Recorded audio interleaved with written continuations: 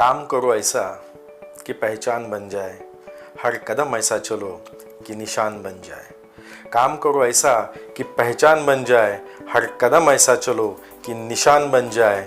यहाँ ज़िंदगी तो सभी काट लेते हैं, यहाँ ज़िंदगी तो सभी काट लेते हैं, मगर ज़िंदगी जियो ऐसी कि मिसाल बन जाए। ज़िंदगी जियो ऐसी कि मिसाल बन जाए।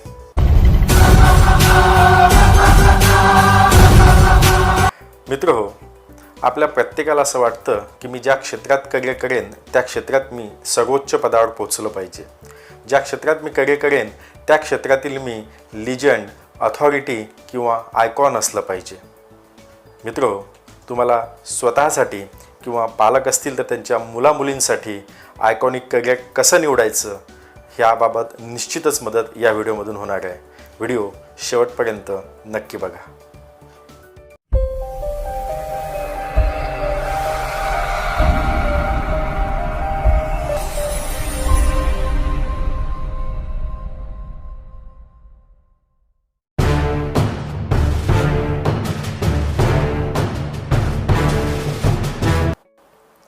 नमस्कार मित्रांनो, मी प्रशांत वावगे, गव्हर्नमेंट ऑफिसर व मोटिवेशनल स्पीकर।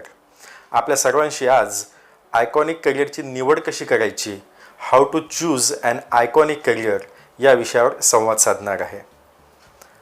मित्र हो, दरवर्षी 10वी आणि 12वीचा निकाल लागला की विद्यार्थी आणि पालक यांचा जणू पोळाच फुटतो। त्यातही माझा मुलगा किंवा माझी मुलगी तिचा विशिष्ट शाखेत, विशिष्ट कॉलेजात किंवा विशिष्ट शाळेत प्रवेश होणे हा पालकांसाठी आणि त्या विद्यार्थ्यासाठी जीवन मरणाचा प्रश्न बनतो।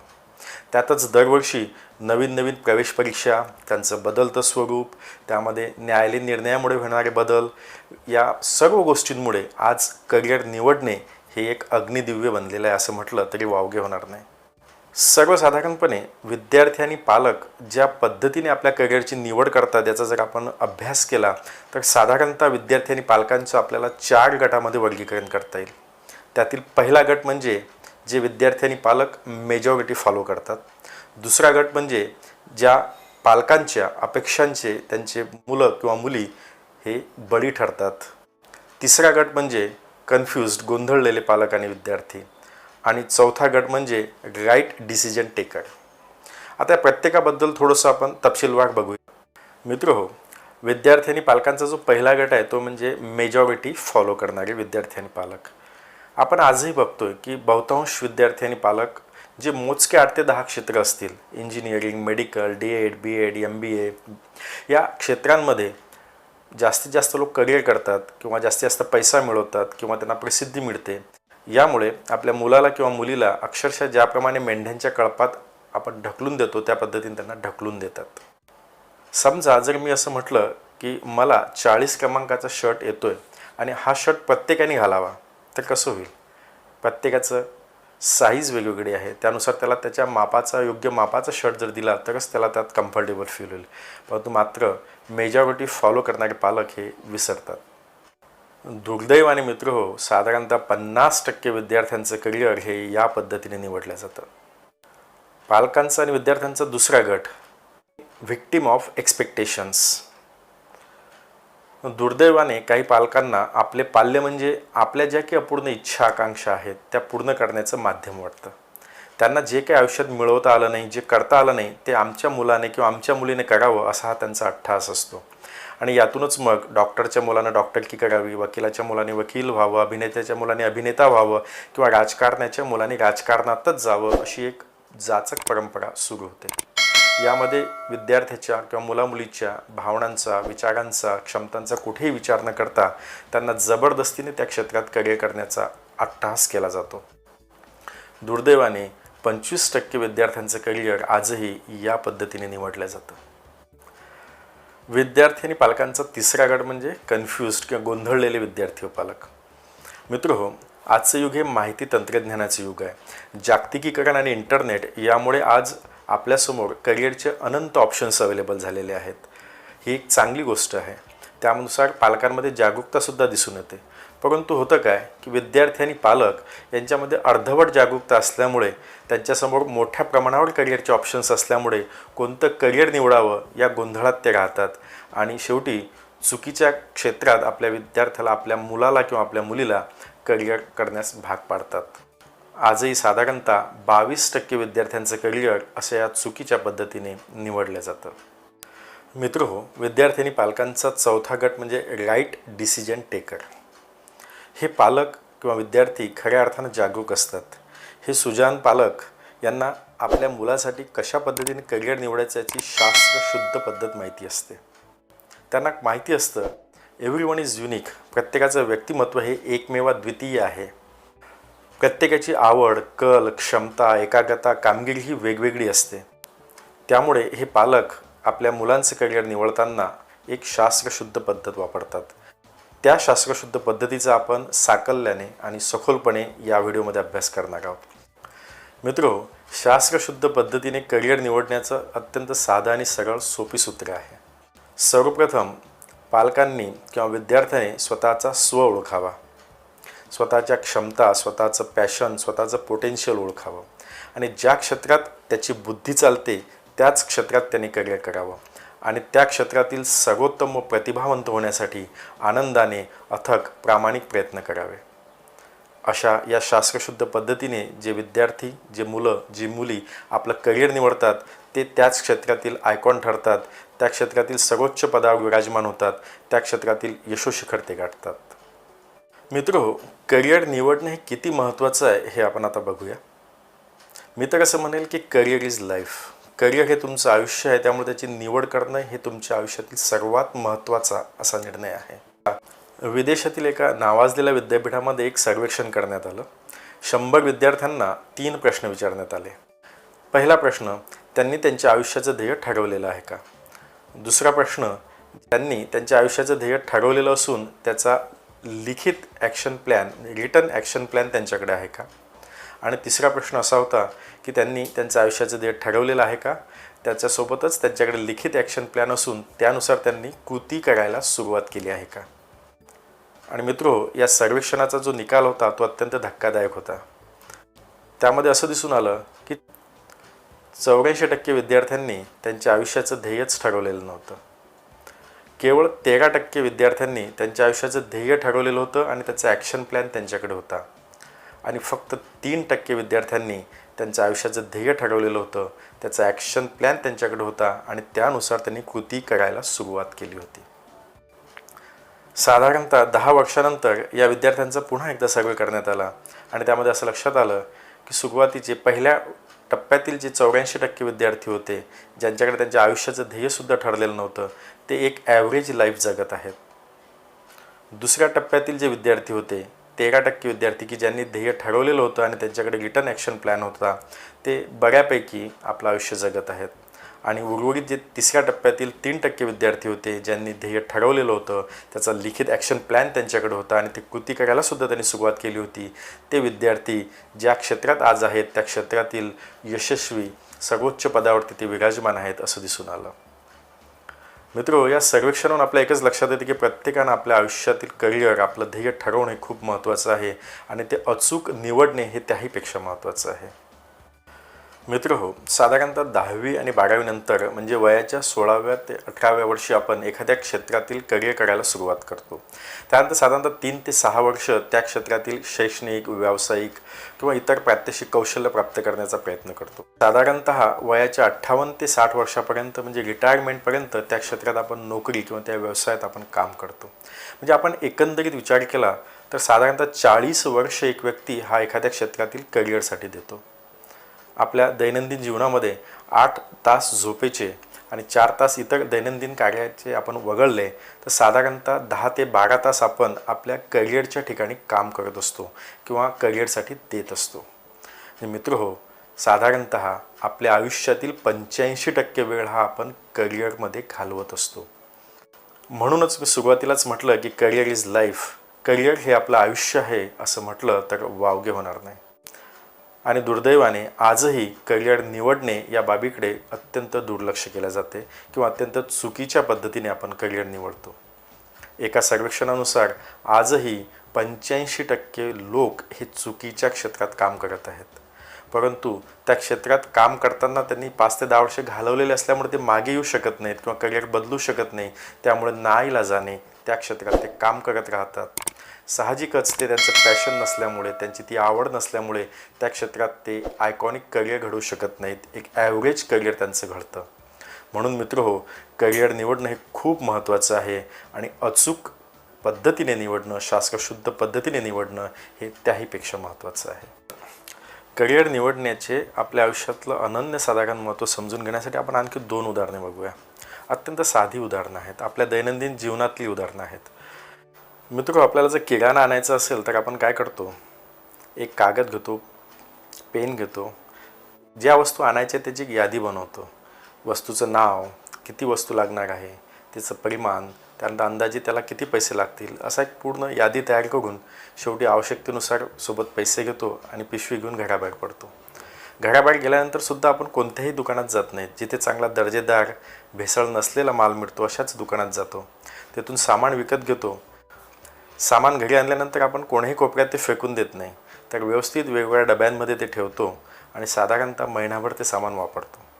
म्हणजे 1 महिन्याच्या किराण्यासाठी आपण किमान दिवसातील 5 ते 6 तास देतो. दुसरं एक उदाहरण आणखी बघूया. समजा तुम्हाला मोबाईल घ्यायचा आहे, तर आपल्याला जो मोबाईल घ्यायचा आहे, जेवढा आपला बजेट आहे त्यानुसार आपण इंटरनेटवर जाऊन साधारणतः 8 ते 10 प्रकारचे वेगवेगळ्या कंपनीचे मॉडेल सर्च करतो. आपल्या गावात उपलब्ध असलेल्या 2-3 शोरूमना भेट देतो किंवा आपले जे मित्र आहेत, जे नातेवाईक आहेत, जे वेगवेगळ्या प्रकारचे मोबाईल वापरत आहेत त्याकडे चौकशी करतो. एवढंच नाही तर त्यांचा रिझल्ट कसा आहे, त्याचे रिव्ह्यू कसे आहेत हे पण सुद्धा पाहतो. आणि साधारणतः 2 ते 3 वर्ष हा आपला मोबाईल टिकतो. म्हणजे साधारणतः 2 ते 3 वर्ष टिकणाऱ्या मोबाईलसाठी आपण किमान 8 ते 10 दिवस देतो. मित्रहो, हे दोन्ही उदाहरणं अत्यंत बोलकी आहेत. 1 महिन्यात संपणाऱ्या किराण्यासाठी तुम्ही साधारणतः 5 ते 6 तास देता. 2 ते 3 वर्षात खराब होणाऱ्या मोबाईलसाठी तुम्ही साधारणतः 8 ते 10 दिवस देता. मात्र ज्या करिअरमध्ये तुम्ही आयुष्यातील 40 वर्ष घालवणार आहात, आयुष्यातील 85% वेळ घालवणार आहात, त्या करिअरच्या निवडीसाठी आपण किती वेळ देतो? ते करिअर अचूक निवडण्यासाठी आपण किती मेहनत घेतो? दुर्दैवानं दोन्ही प्रश्नांची उत्तरं नकारार्थीच आहेत.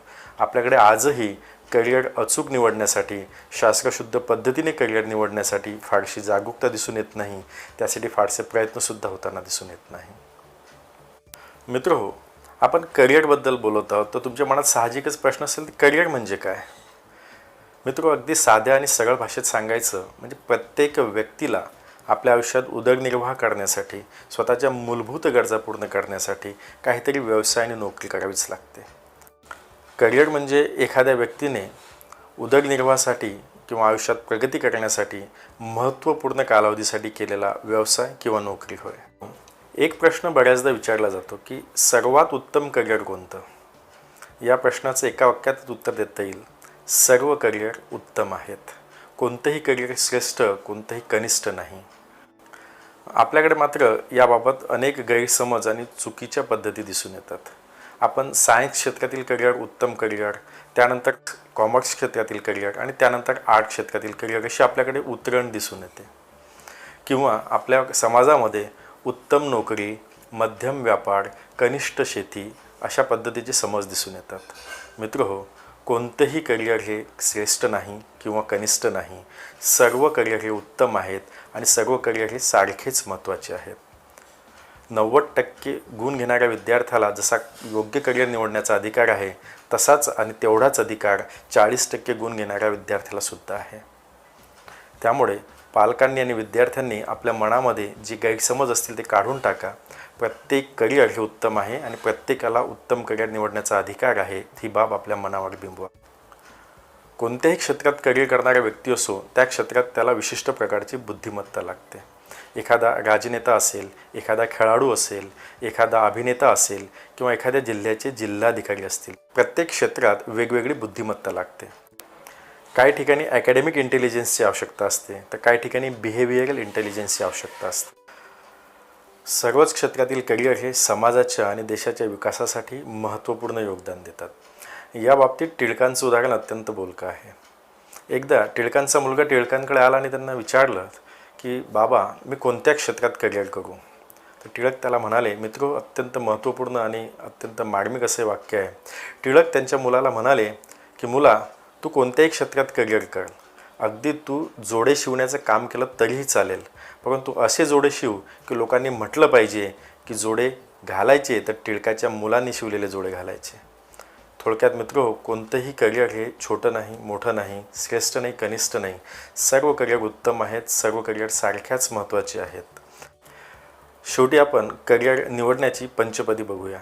मित्रो, 5 असे शब्द की ज्यामुळे तुम्हाला तुमचं करिअर अचूक आणि शास्त्रशुद्ध पद्धतीने निवडता येईल.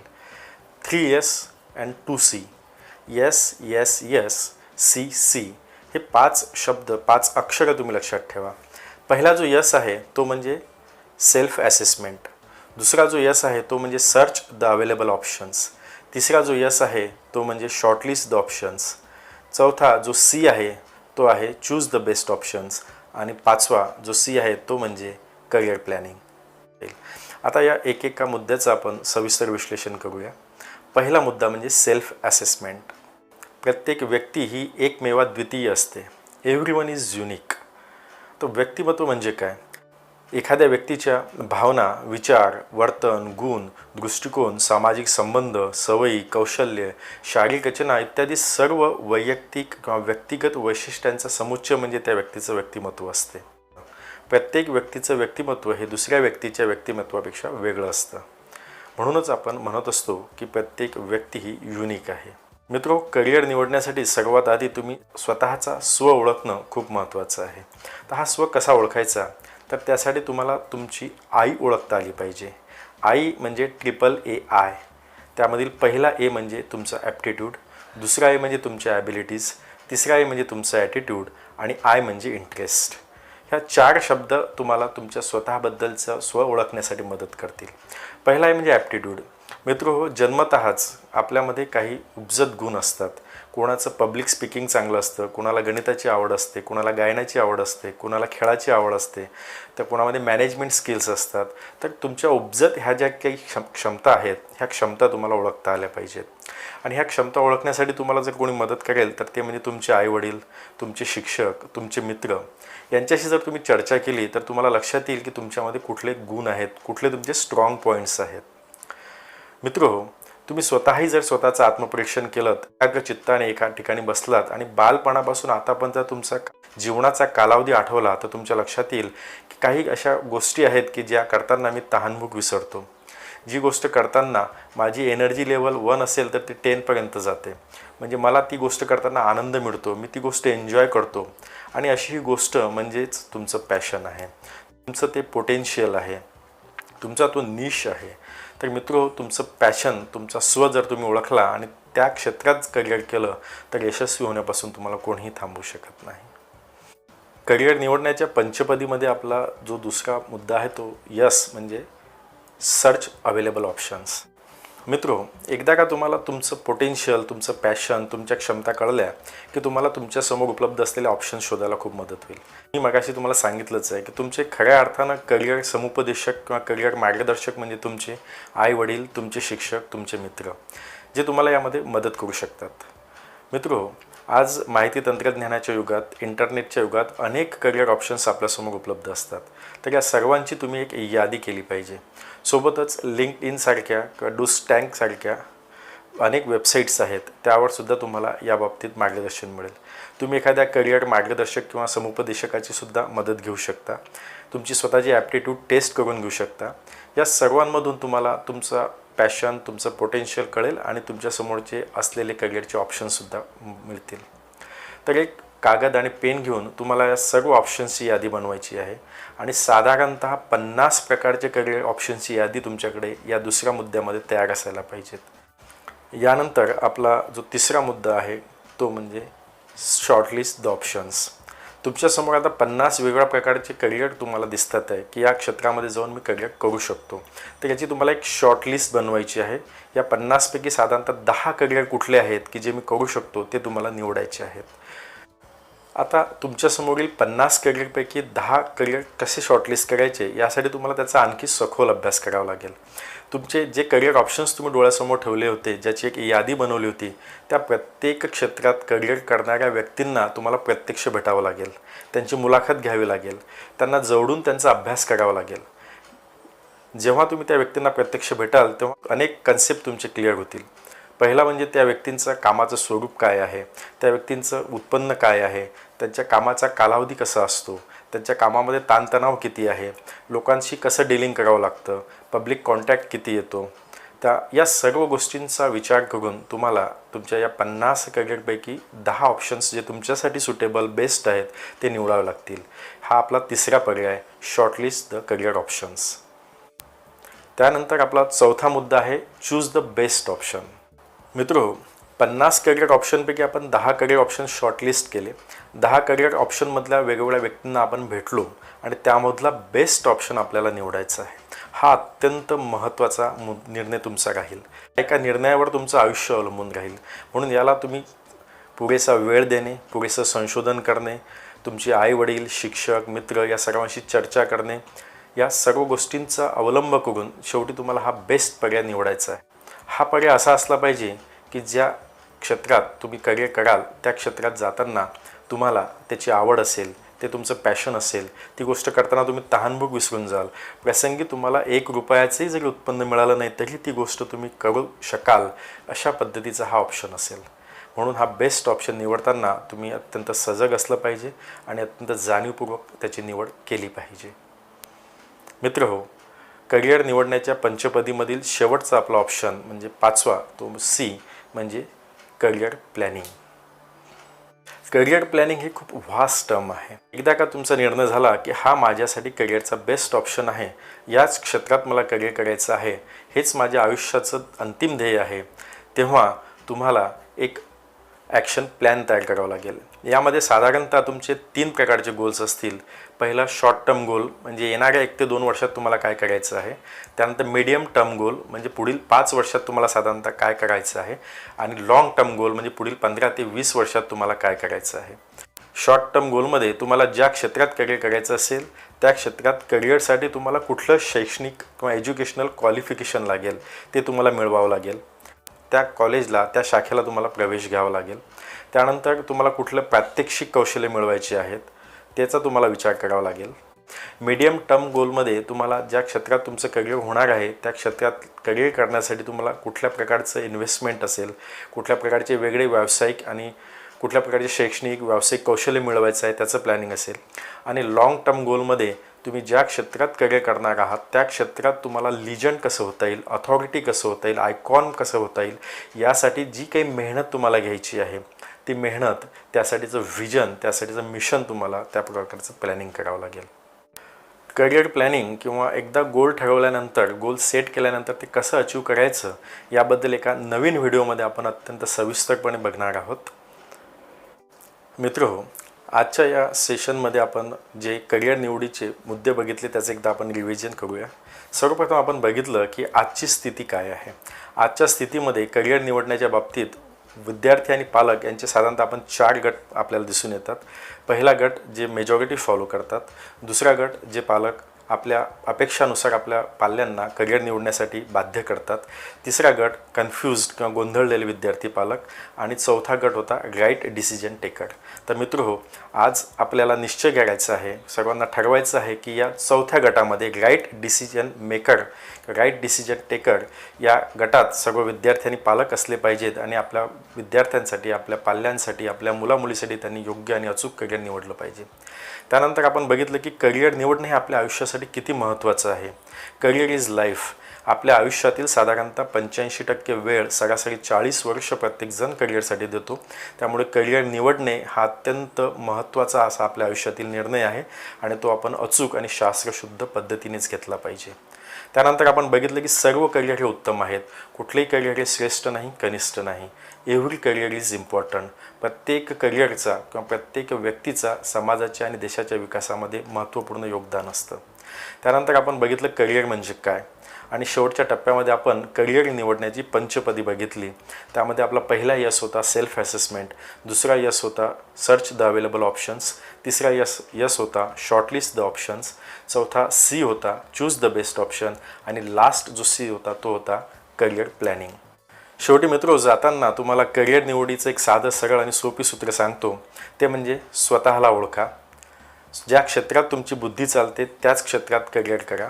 जे तुमचं पॅशन आहे, जे तुमचं पोटेन्शियल आहे, ज्या तुमच्या क्षमता आहेत, जी तुमची आवड आहे त्याच क्षेत्रात करिअर करा.